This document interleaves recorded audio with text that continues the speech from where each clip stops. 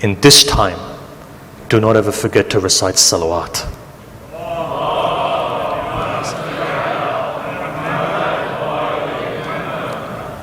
Just remember this. You know, people say, look, give us a dhikr, give us something to recite. The best thing, why is Salawat the best thing? Because it's the most jami' of any dhikr. Why is that? If you sit there reciting Allah, Allah, Allah, Allah, Salawat has Allah, Allahumma salli ala. Tawheed is there, Muhammad, Nabuwa is there, Al Muhammad, Wilaya and Imamat is there. All of your aqidah is in that Salawat. So now let me tell you a story to emphasize it. It's a guy by the name of Sheikh Ali Masumi Hamadani, big scholar in Hamadan. He says, I was sitting there once after praying, leading the salah. He goes, as you finish praying, right, people come and they shake your hand. He says, as they came, shook my hand.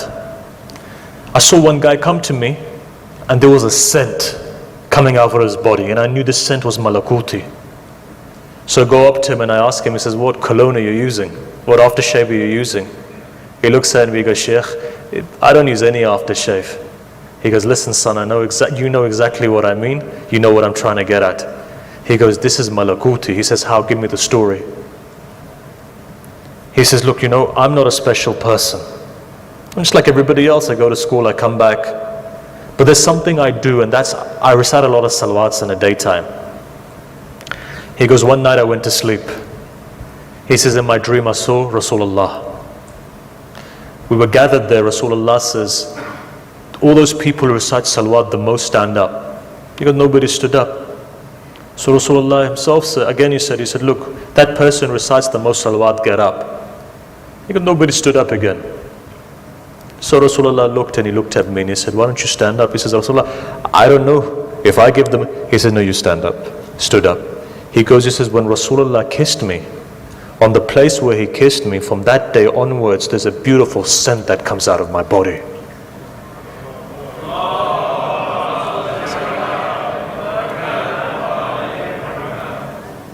That is the power of salah. In the words of Ayatollah Bahjat, when somebody came, they said, oh, my daughter's not getting married, she's getting of age. He says, don't worry. I want you to start reciting salawat. Recite as much as you can, and you know what? If you feel that it's too much, then just recite istighfar as well. Rotate between these two. So they did. Believe you me, we were there. Within a week he comes back, he goes, literally yesterday a good proposal has come for my daughter. Why? Power of salawat. You just need to make the intention, right? This is what ulama have said. If ever you have a health issue or any other issue, do a nazr for Imam Musa ibn Ja'far, 10,000 salawats, for argument's sake. But don't ever underestimate the power of salawat. Salawat is extremely powerful. One of the things it does is it increases your life, and it protects you from bala coming down. If you can give salawat on each one of the ma'sumin, 7 days of the week, right? If you look at our books of dua, you see every day is mansub. Today, for example, Imam al-Zaman. Some days has 2 imams, some days has 1, maybe some days have 3. Use those days to send salawat and salam on your imam. Because no, that's how connection is made. Every imam supplements some part of you.